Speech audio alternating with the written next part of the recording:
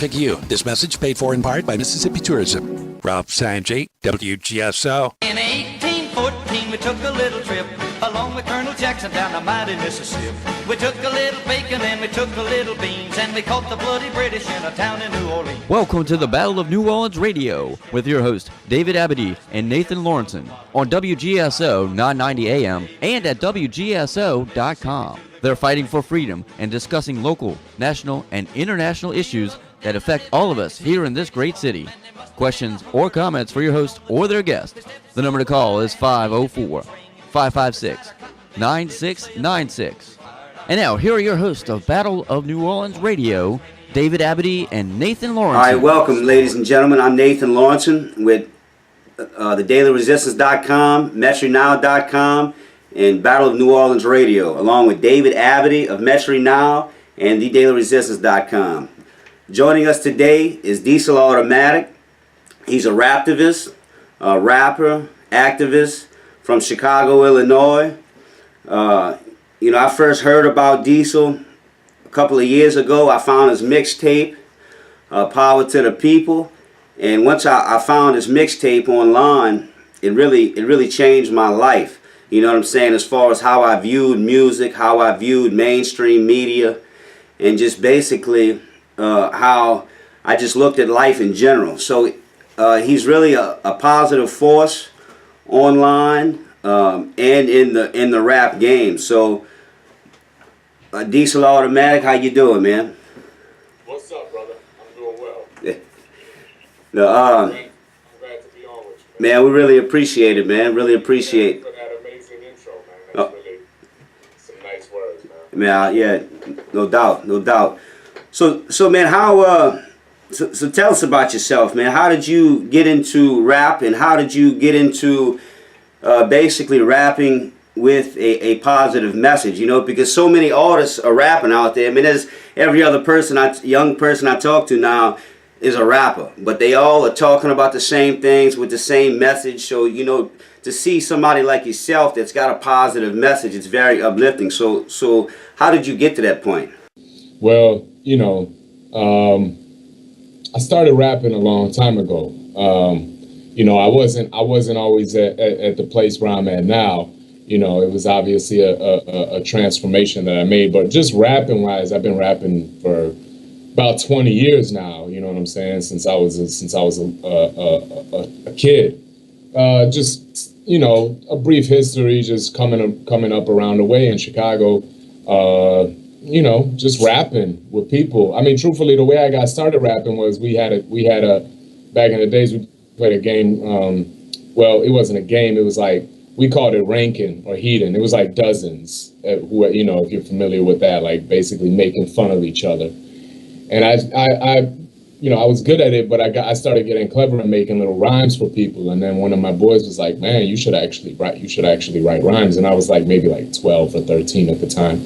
And then just started slowly, always had listened to hip hop. My older sisters, they were into hip hop, into rap music, but also hip hop culture.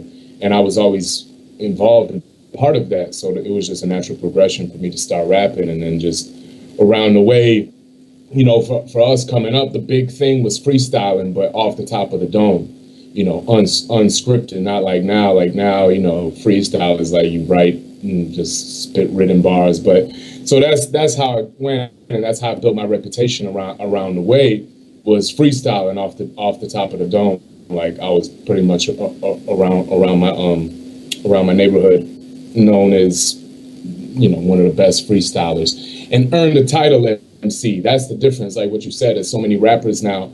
It's too many rappers, not enough MCs. That's how I see it. Everybody can, because it's different. You could rap and not have anything to do with hip hop culture. You know what I'm saying? Like they're not necessarily synonymous. Although most people think they are. Most people are under the false assumption that if you rap, that's hip hop, but it's not. The commercial crap, as I call it, that's not hip hop. That's just rap.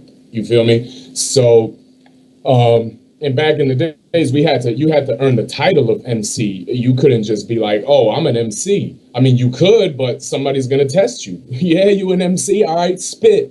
You know what I'm saying? Let's battle.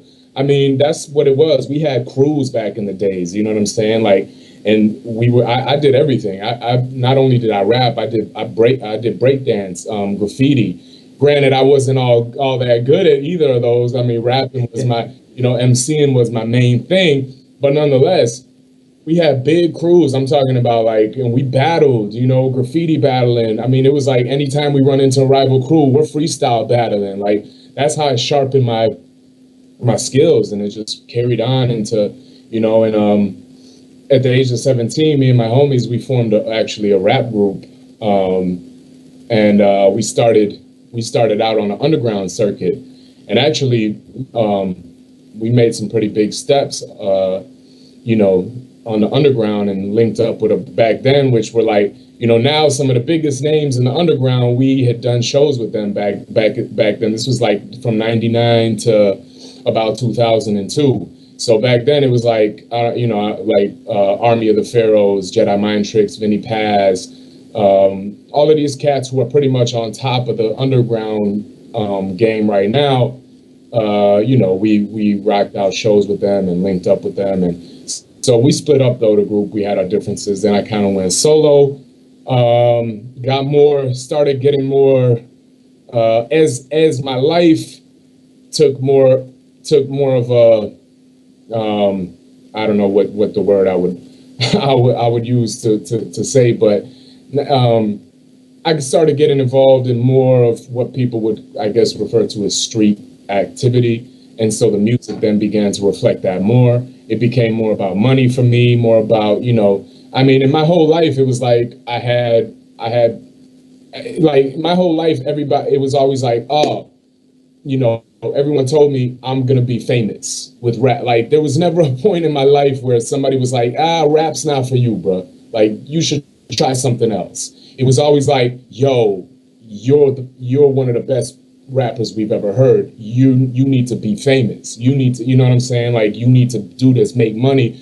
So then it became a dream of, it didn't start that way. It started with passion, but then eventually it became once, because back when I started, cats weren't even making money like that. But then I started seeing, dang, like, I could really be rich and famous with rap. So then, and I was already just programmed that way. I had succumbed to the societal programming of being obsessed essentially with material things, and my self-worth revolving around what other people thought of me based on my status in society, which is based on what you have, how much you have, how much money you have. So, and then, took to measures, and I was never poor. I was never, I came from lower middle class upbringings. My parents were immigrants. I grew up in a place that people would refer to as a hood. It was the north side of Chicago, Rogers Park. It was called the Jungle. I went to school in the next suburb, the first suburb north of Chicago, called Evanston, and it was very culturally diverse and all of that. But it's not like then later I took measures to make money where it wasn't even about survival. It was just honestly that I was greedy. I just wanted to be rich. I wanted the status. I wanted all of that. You know what I'm saying? And of course, at that point, I'm listening to rappers like Jay-Z, you know what I'm saying? Dipset and Cameron and all these T.I. and all these cats who all they do is glamorize and glorify, fortune and fame. And so it had an impact on me, not just me, on everyone around me. I saw it firsthand. And that's why I'm so vocally opposed to that, because I'm not talking from someone else's experience. I'm talking from my own life experiences. So anyhow, like I said, I was involved in some things, and one thing led to another. Make a long story short, got into some trouble. Managed to. I'm not trying to get too into detail with everything, but managed to catch a break in a big way, and but stopped rapping. Had to really lay low for a long period of time, and that's when, just by chance, I started getting into into the things that I'm into now. It really started with a spiritual awakening for me. It was Sis and I, Synthesis, my sister. We just kind of were, we were just online pretty much, looking at videos, checking stuff out, and just came across, she already had a little bit of knowledge of certain things, spiritually, and so did I. I mean, I was always, even back in the Shy, I was like, I used to read up on Buddhism, and I was never dumb. You know what I'm saying? Like, far from, there was always a level of intelligence, and my mind was always open to things. But man, like, now looking back, it's just so. I mean, there's a book, Behold the Pale Horse, which I have right now from William Cooper, that I read back in like '98 when I was in high school, and yeah, and it fascinated me. But and this is why it's so crazy, because I see how easy it is to just get lost in that society over there, especially as a youth. Because I read that book, me and my boy, and I remember us both just tweaking off of it, like, yo, this is crazy. This must be true, and thinking like all this. But then we just forgot about it. Just go right back to, wanting to go out and party and chase young ladies and, and get high, get drunk, do whatever we were doing. You know what I'm saying? So, but anyway, so I was here, where I'm at now in Montenegro, and basically was out of all of that and was away from it from a long time, and had more of a was able, I think, to see things a little more clearly. And basically it was all due to the internet. I mean, if it wasn't for the internet, we wouldn't be here talking right now, obviously. And I wouldn't be able to do what I do. I wouldn't be awake and aware. I mean, the internet is like the champion of the people, if you ask me. I mean, there's a lot of nonsense out there too, like everything is yin and yang, but it's a savior. So basically that's how it kind of started, just with a spiritual awakening, kind of like coming to the realization of things, like, and it wasn't even, it was like learning about things that just resonated with me. It wasn't, I'm not the type of person to just take anything blindly and accept it. I'm going to think about things, and ultimately it's what resonates true with me, inside of me, my intuition. So, and then that spiritual thing kind of just evolved. It went down the rabbit hole. Then it just got into the political stuff. And really what it was for me was the finding out the truth behind the war on drugs, because that's something that, impacted me personally very, very deeply. And once I found the truth about that, then it was just like, oh, this, then everything came together. Then I felt obliged. I felt it was my duty, regardless of everything. Like, there was I've had a lot of fear, and for a lot of valid reason, which I'd rather not get too into right now. But nonetheless, it was a decision that I made to say, hey, you know what, I can't just kind of hide my whole life and not, like, I need to, I know the truth now, and I have this ability, I have this talent, this kind of weapon, if you will, that I can use to fight against all of this. You know what I'm saying? All the injustice and the oppression and everything that's happened in the world. So, and I couldn't not do it. It was almost like, I felt like it was just my destiny. That's why everything happened to me in my life. That's why my whole life, like, I felt like my whole life I'd been training, in terms of rap, with being an MC, it all been training to come to this, to do what I'm doing now.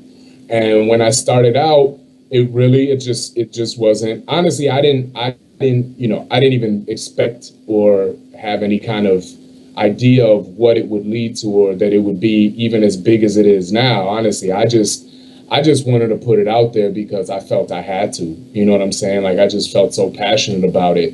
And I felt like, man, even if just anyone hears what I have to say and is impacted by it, then, hey, that's dope. If not, it's still dope, because it's me expressing myself, which ultimately is good enough in and of itself. But the fact that it's just, now I'm at a point where thousands of people have been, impacted positively by my music and awakened and inspired. And you know what I'm saying? I'm beyond fortunate. I'm like, living a dream that I didn't even necessarily know was my dream at one point in time. You know what I'm saying? So that's pretty much the real long version of that story.